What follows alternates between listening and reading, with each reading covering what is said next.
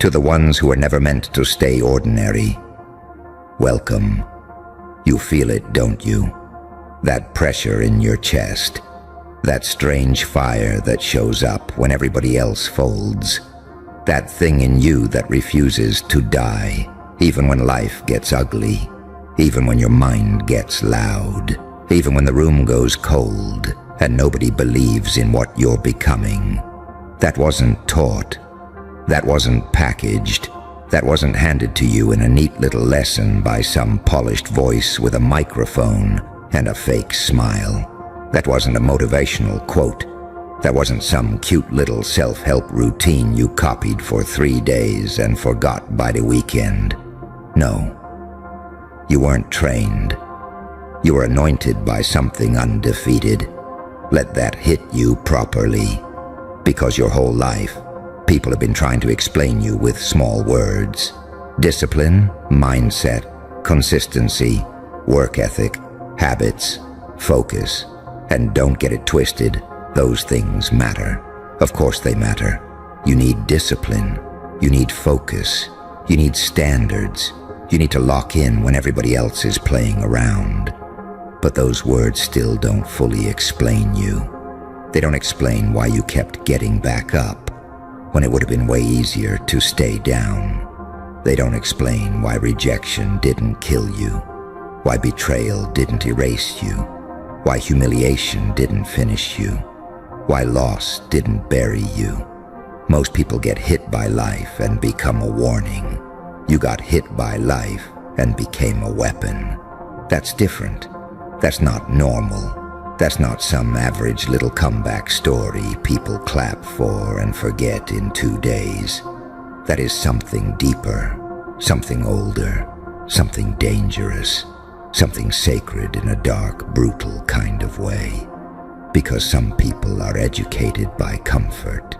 You are initiated by pain. Some people learned through applause.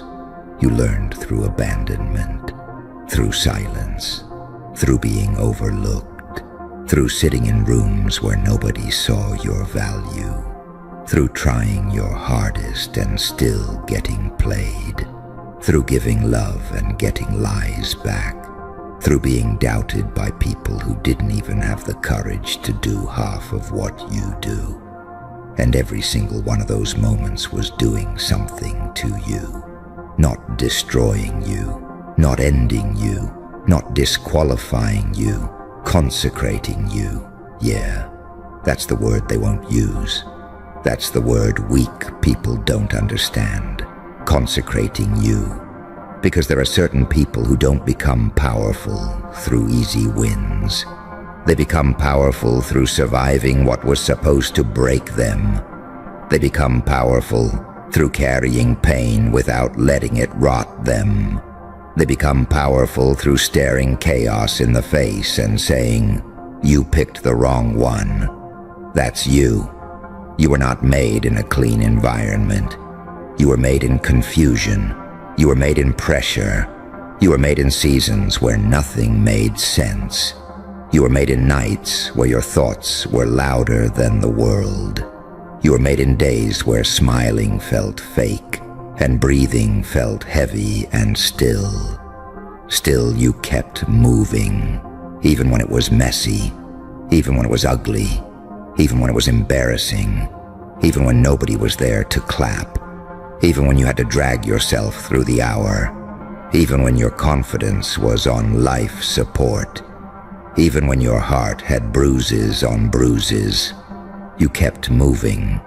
Do you understand how rare that is? A lot of people look confident when life is cooperating. That means nothing.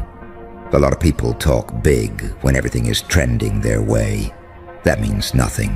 A lot of people feel chosen when the lights are on and the money is flowing and the validation is easy. That means nothing. But you kept going when there was no proof, no guarantee, no audience, no reassurance, no hand on your shoulder, no text saying keep going, no miracle showing up right on time, no clear sign that it would all work out, and still you moved. That is not basic ambition. That is an undefeated thing breathing through you. That's why you can't live like everybody else. That's why regular advice starts irritating you after a while. That's why surface-level conversations feel dead. That's why you can't keep shrinking yourself just to make insecure people comfortable. That's why you keep feeling this pull towards something bigger, even when you can't fully explain it yet. Because ordinary is too small for what's on you. You tried to fit him before, didn't you? Tried to be digestible, tried to be soft enough, tried to be chill enough, tried to act like you didn't care that much, tried to pretend the vision wasn't that serious, tried to downplay your hunger so people wouldn't call you intense. And how did that feel? Like self-betrayal. Because every time you played small, something in your spirit got irritated. Every time you settled, your soul started making noise. Every time you ignored the calling, life got heavier. That wasn't random. That was the undefeated thing in you refusing to let you rot in a life beneath your name. Listen carefully. Not everybody is carrying what you're carrying. Not everybody is built to hold the weight you hold. Not everybody can survive the mental wars you've survived and still have a heart, still have a dream, still have a future, still have enough fire left to try again. That means something. It means your pain wasn't pointless. It means your delays weren't empty. It means the seasons that made no sense were still making you. It means every closed door had intelligence behind it. It means every betrayal exposed a weak link. It means every setback forced another layer of strength to wake up. And I know some of those lessons cost too much. Some of them hurt in a way you can't even explain without going quiet for a second. Some of them changed the way you trust, changed the way you love, changed the way you enter rooms, changed the way you see people, changed the way you carry your own name. But hear this clearly. Just because it wounded you doesn't mean it won. Just because it changed you doesn't mean it conquered you. Just because it left a mark doesn't mean it took your future. Scars are not always proof of damage.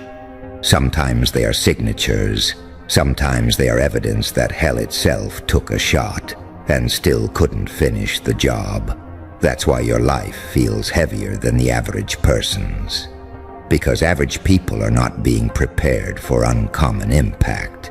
Average people are not being sharpened for real authority. Average people are not being separated from weakness by force. You are, and separation is painful. Let's be real. Becoming who you're meant to be is not some aesthetic montage. It's not cute. It's not smooth. It's not always inspiring while you're in it. Sometimes becoming looks like losing people you thought would be with you forever. Sometimes becoming looks like being misunderstood by your own circle. Sometimes becoming looks like outgrowing rooms you prayed to enter. Sometimes becoming looks like being called arrogant just because you finally stopped apologizing for your standards.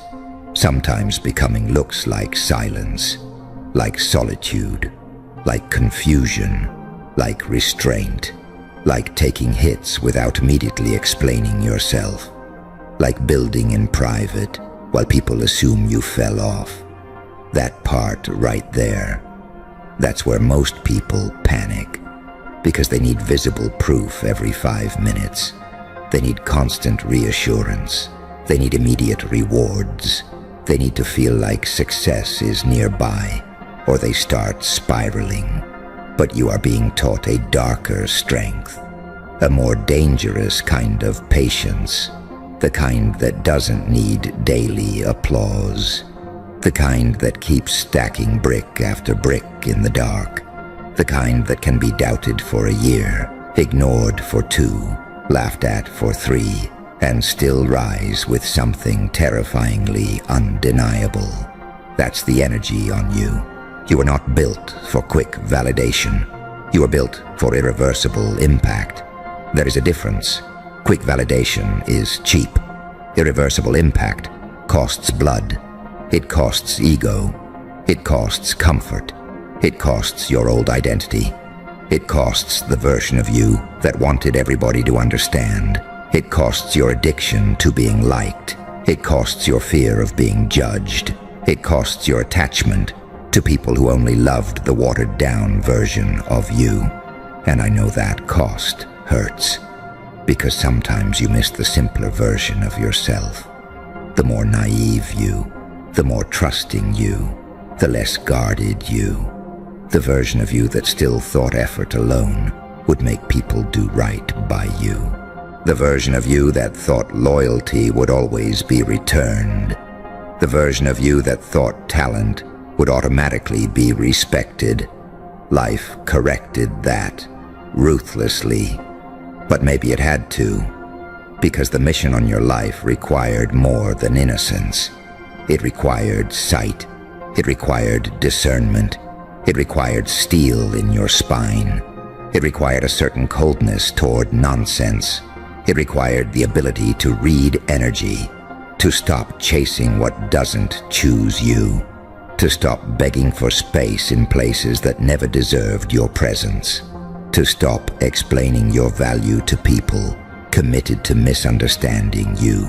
That lesson alone changes everything. Because once you really understand that you are anointed by something undefeated, you stop moving like a beggar. You stop entering rooms hoping they approve of you. You stop living off crumbs. You stop negotiating your worth with confused people. You stop letting temporary pain define permanent identity. You start walking different, not louder, different.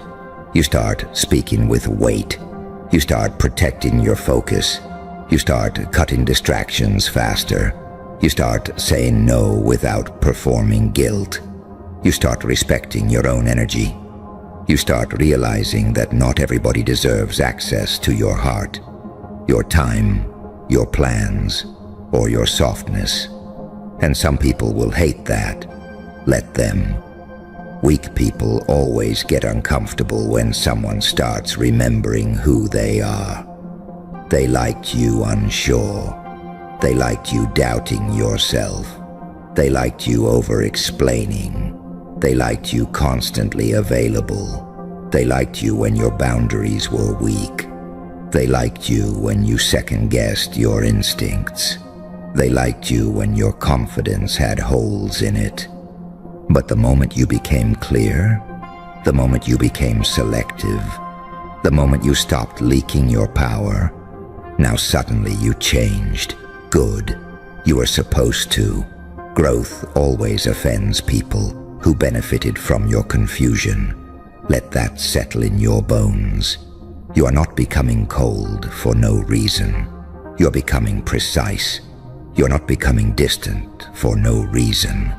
You are becoming discerning. You are not becoming intense for no reason. You are becoming aligned. And alignment scares people who live in excuses. Because excuses are everywhere now. Everybody has one. Everybody wants the reward without the war. Everybody wants the aesthetic without the sacrifice. Everybody wants the title without the discipline. Everybody wants the glow without surviving the darkness that built it. But you know better. You know what it costs. You know what it feels like to keep showing up when your inner world is in chaos. You know what it feels like to work while healing, to build while grieving, to focus while your thoughts are trying to sabotage you, to keep your word when your emotions are unstable, to carry responsibility when part of you is exhausted. That kind of strength doesn't come from reading one book or watching one video. That comes from being marked by something relentless. That comes from carrying an undefeated signature. And let's talk about the fear for a second. Because yeah, you feel fear. Of course you do. Anybody pretending they don't is either lying or asleep. You feel fear when the risk is real. You feel fear when the stakes are high. You feel fear when the next level is calling, and the old version of you knows it can't come with you. You feel fear when you realize you're about to outgrow familiar pain and step into unfamiliar greatness. That kind of fear is real. But here's the difference between you and most people. Most people obey fear. You drag fear behind you. You feel it and move anyway. You shake and still speak. You doubt and still act. You bleed and still build. You break and still become. That right there is why you're dangerous. Not because you never feel pressure, because pressure doesn't get the final say. Do you understand what kind of person that makes you in this world? In a world full of people who quit, the second things get weird. In a world full of people who collapse because they didn't get instant results. In a world full of people who post confidence but can't survive silence. In a world full of people who know how to perform strength but not embody it. You become rare. And rare people have to stop asking common people for permission. You need to hear that again in your spirit. Rare people have to stop asking common people for permission. Permission to go all in. Permission to be serious. Permission to be ambitious. Permission to be different. Permission to say no. Permission to cut ties.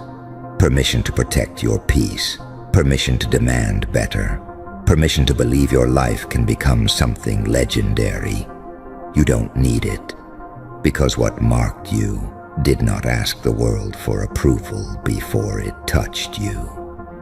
It just chose you. And ever since then, your life has been a battlefield between your calling and your comfort. Your calling says rise. Comfort says chill. Your calling says build. Comfort says later. Your calling says cut that dead weight. Comfort says maybe they'll change. Your calling says stop shrinking. Comfort says don't make people uncomfortable. Your calling says you were built for more. Comfort says just survive. That war is happening inside you all the time. And every day you choose who wins. Not with one giant speech, not with one dramatic promise, with choices, tiny ones, daily ones, the invisible ones. Do you get up when you said you would? Do you protect your focus or keep feeding distraction? Do you honor the vision or keep cheating on it with excuses? Do you tell yourself the truth or keep babysitting your own weakness? Do you act like someone chosen? Or do you keep performing like someone forgotten? Because this matters. Anointing is not an excuse to be lazy. Anointing is not a fantasy. Anointing is not you sitting around waiting for destiny to do push-ups for you. No. If something undefeated really touched your life, then your responsibility gets heavier, not lighter. You don't get to waste your days. You don't get to keep making the same soft decisions. You don't get to keep blaming what hurt you forever. You don't get to keep romanticizing your struggle while avoiding your assignment. At some point, pain stops being your explanation and starts becoming your fuel. At some point, what happened to you has to become less important than what you're doing with it. And I know that's hard to hear, because some of what happened to you was foul, unfair, dirty, cruel, the kind of thing that can change your nervous system, the kind of thing that can make trusting feel dangerous, the kind of thing that can make the world feel off. I'm not minimizing that. I'm saying it doesn't get to own you. You are allowed to hurt. You are allowed to process. You are allowed to grieve. You are allowed to be angry. You are allowed to have days where the weight is real, but you are not allowed to forget who you are in the middle of it. That's the line. Feel everything, but don't bow. Cry if you need to, but don't surrender your name. Take the hit, but don't hand over your future. Go through the fire, but don't start identifying as the ashes. You are not the ashes. You are what kept breathing in the middle of the burn. That is who you are. And let's deal with the loneliness too. Because chosen people know loneliness in a way others don't. Not because nobody is around, because almost nobody understands the weight of what you carry. You can be in a full room and still feel like you're on another frequency. You can be loved and still feel unseen. You can be respected and still feel like people only know the edited version of you. You can be surrounded and still feel spiritually alone. That's real. But don't mistake isolation for abandonment. Sometimes you're alone because you're being refined. Sometimes you're alone because your ear needs to clear. Sometimes you're alone because too many voices would contaminate the build. Sometimes you're alone because your next level can't be born in noise. Not every lonely season is punishment. Some of them are preparation. Some of them are sacred. Some of them are where your edge comes back, where your mind sharpens, where your standards get cleaner, where your dependency on external validation starts dying, where you learn that peace is more valuable than being included, where you realize that a smaller circle with real energy beats a crowded room full of weird vibes, where you stop chasing attention and start building substance. That's not losing, that's maturing. That's power getting organized inside you. And once power gets organized, everything changes. Your words change, your choices change, your tolerance changes, your relationships change, your habits change, your posture changes. Even the way you enter a room changes, because now you're not just hoping things work out. Now you know you carry something that has survived too much to play small. There's a certain confidence that comes when you've seen your own resilience up close. Not fake confidence, not loud confidence, not internet confidence, real confidence. The kind that says, I have already survived versions of pain that would have made lesser spirits disappear. The kind that says, I don't need ideal conditions to become dangerous. The kind that says, I may not know every step yet, but I know I'm not made to lose myself here. That kind of confidence can't be copied. It can't be borrowed. It can't be faked for long. It's earned in private, in suffering, in restraint, in discipline, in spiritual warfare nobody else saw. In battles where the only witness was the version of you that almost gave up but didn't. That version of you deserves respect, not pity. Respect, because they carried you here.